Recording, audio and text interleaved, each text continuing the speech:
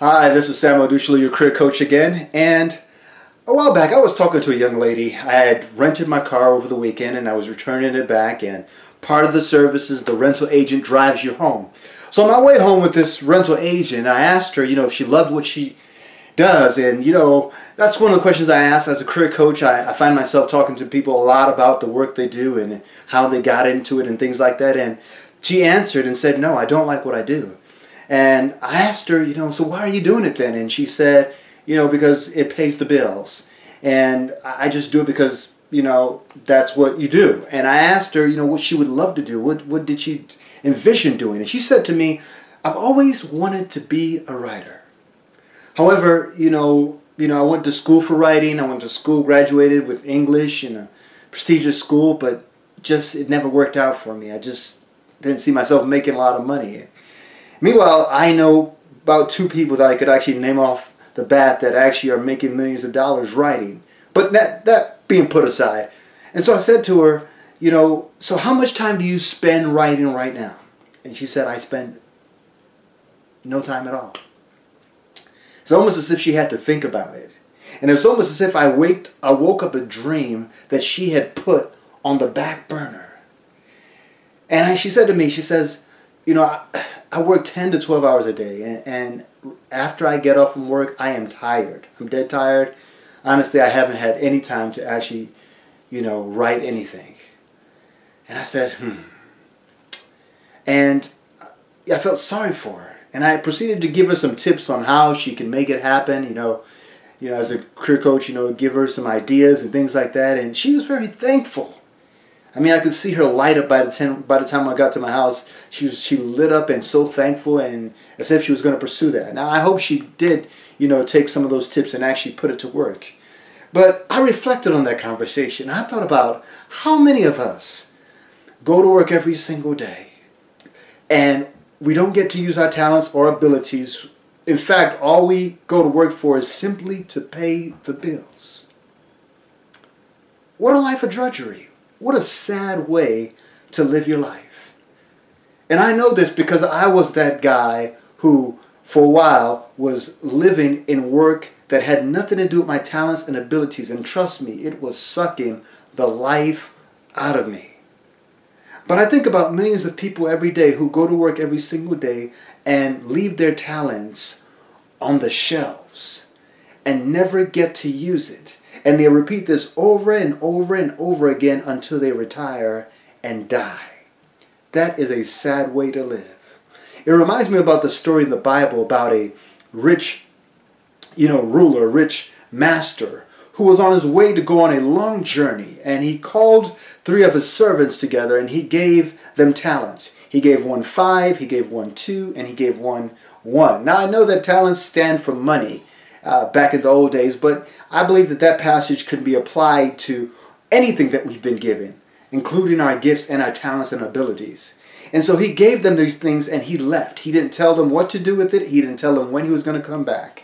And these guys went out to actually go, and 2 of these guys actually went out and traded with it. The story says they actually used the talents and traded. In other words, they worked with their talents. And then the last one basically took the talent that he was given and he hid it. And when the ruler came back, 2 of them were deemed successful and faithful and they were rewarded, and one of them was deemed a failure and was punished. And I thought about that, and there were about 4 points, 3 or 4 points that came out from that story that I'd like to share with you because I think that applies to us today. And the first thing was this, that all of the servants were given a talent, meaning that every single one of us on the planet, every single one of you listening to me right now, you have a talent, you have a gift, you have an ability. Even if you think you don't, you do. You just don't know what it is yet. And see, talents are tricky because they become so natural to you. They become undetected because they come natural for you. For instance, I've always been a communicator, and when I get up and I speak, people say, wow, you're talented to speak. Well, I thought everybody communicated the same way. I didn't see the big deal. To a teacher pointed out one day in a speech class that you're gifted. You've got a talent to speak. Until then, I didn't know that I did. So the point is, sometimes it goes unnoticed, but you do have a talent. The second point I notice is this, is that those who were deemed, those who were given these talents and the gifts and abilities, they did not wait for instructions. The master didn't tell them what to do. He just gave it to them and he let them decide what to do with their talents and abilities. In other words, he let them take initiative. And for most people I talk to, I deal with a lot of clients, and most people I talk to, a lot of times, they're saying that they don't know what they're supposed to do with their lives. They're saying, I'm trying to find my purpose, or I'm trying to discover my calling, or I'm trying to find what kind of work I'm supposed to do. I think we should reduce that a little bit, and I think we should just start off with, what are my gifts? What are my talents and what are my abilities? Because if you start there, it's easy to transition to that. Because I believe this, that whatever you have a calling for, whatever the work you were meant to do, whatever you're born to do, you're equipped to do. In other words, you have the talents and abilities and gifts to do that. And one of the clues to discovering what you're called to do is find out what you've been equipped or gifted to do. And start right there. So start with your gifts. And so what they did was they used their gifts, they took their gifts, and they took initiative. And the scripture says that they went and they traded with it. In other words, they took their talents and they took it to work. And so for most of us, we have talents and abilities and we put it on the side. We don't take it to work every day. In other words, the work that we do has nothing to do with what we're gifted in. And I'm saying it's time to make that shift. It's time to make that shift whereby what you're talented to do, now you're taking that to work. It basically instructs the work or the career path. And even if you're in work right now, even if you have a job that you've been there for 20 years, begin to assess it. Look at it. Are you using your gifts and talents every day? So that's the second thing. They took the initiative. They didn't wait on a voice. They didn't wait on a vision. They didn't wait on a dream. They didn't wait on God to tell them anything. They simply took the gift and used it. The third thing that you find out is that the successful ones, the servants that were successful, that were considered faithful and successful, were the ones that took the talents and went to work with it. They all were given talents, but the successful ones, the two of them that were successful, were the ones that actually took their talents and went to work with it. Isn't that the situation today? When you look at the most successful people in the world, you find out these are the people that have taken their talents and taken it and incorporated it in the career they do. There was a study by a man named Thomas Stanley. He wrote the book Millionaire Mindset. And in that book, he started asking, the millionaires why they were successful. And one of the reasons they said is that they take their gifts and talents and abilities to the work they do. In fact, 86% of them said they feel like their work allows them to express their biggest talents, gifts, and talents. Now, if you think of somebody like Warren Buffett, he claims that he says that he's always been good at numbers. Well, what does Warren Buffett do? He invests. Doesn't that make sense? The second richest man in the world invests. You think about somebody like, Bill Gates, the richest man in the world. What does he do? Well, he's always had an affinity for computers, even while he was in high school. He's always had a gift to put those things together. And that is what he did with his life. Think about somebody like Oprah Winfrey, who is always talking. And when she was younger, they would say, shut up. She said she would always find herself talking and things like that and presenting. And today she gets paid to use that gift. My point is this. You want to use your gift.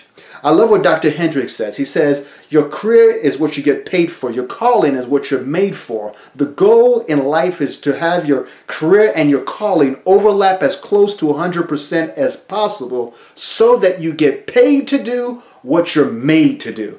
And that's important, folks, that you start to look at your talents and abilities. Now, the last thing you'll see in this story was this. That the last servant who was unsuccessful took his gift and he hid it. And he said it was because he was afraid. Now the master didn't take that excuse lightly. In fact, he ignored what he said and says, you are wicked and lazy. Because here's the deal, folks.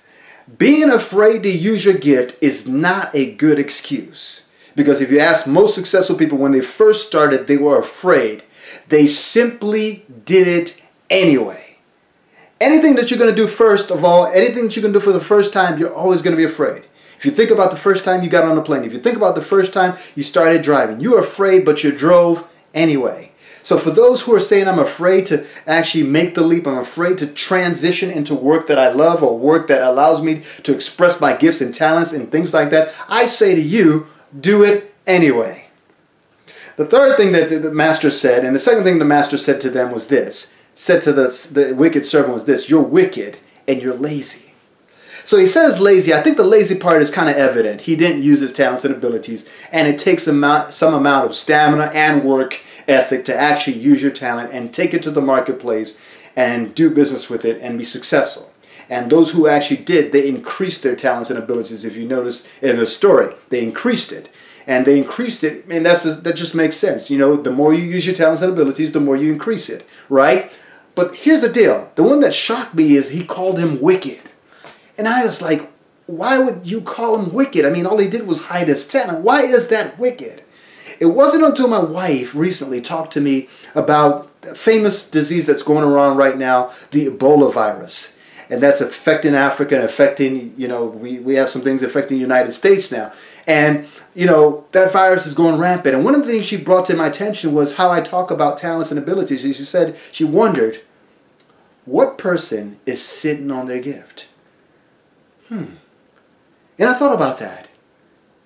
This virus that is attacking and killing millions of people, there's probably somebody on the planet somewhere who has the gift, who has the wisdom, who has the ability to solve this problem. But for whatever reason, they have decided not to incorporate the gift in the work they do. So maybe they pursued the money and they decided to go somewhere else, a different career field. Or maybe they wanted to impress their parents, and because of the parental pressure, they decided to change from what they were supposed to do to what they had to do. And so a person somewhere is sitting on their gift. Now, I can't prove this by fact, but perhaps it's possible that somebody has the answer and the solution for cancer, but they're being lazy. And can you see why this is wicked? Because people are dying left and right because somebody won't use their talent and ability. And I say to you that you are the answer to somebody's prayer. Somebody is waiting for you to use your talent and ability in the work you do. Somebody is waiting for you to solve that problem. And if you don't do it, it probably won't get done. So I say to you, stand up. Assess your gifts, your abilities, your talents. Look at it clear. Take a fresh look at it. If you feel like today that you go to work every day and you don't feel satisfied and you don't feel fulfilled and you feel like I'm not really doing what I'm meant to do, and you know it in your heart of hearts, you know who I'm talking to if you're listening to me right now. Take the opportunity to look at your talents and abilities and ask yourself, what gifts have I been given? And figure that out. And once you figure that out, the next thing you need to ask yourself is, what career paths can I take the gift I have and reasonably go and solve problems and get paid enough to take care of me and to be able to help my family? So start right there. And once you do that, once you figure out what your gift and talents is and what career path it is, the next thing you need to do is make a plan and take action. Well, this is Sam Oduselu saying that you've got greatness in you. You've got the ability to do more than you can ever imagine. So stay dreaming, have an action plan, and act on it. I'll see you next time. Thank you.